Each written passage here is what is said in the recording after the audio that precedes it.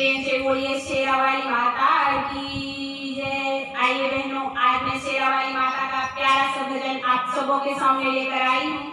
सुनिए और आनंद उठाइए। मुझे उम्मीद है आप सबों को ये भजन पसंद आएगी। आप सब अपना सपोर्ट यूं ही बनाए रखें। धन्यवाद। आइए सुनते हैं शेरा वाली माता का प्यारा सा भजन।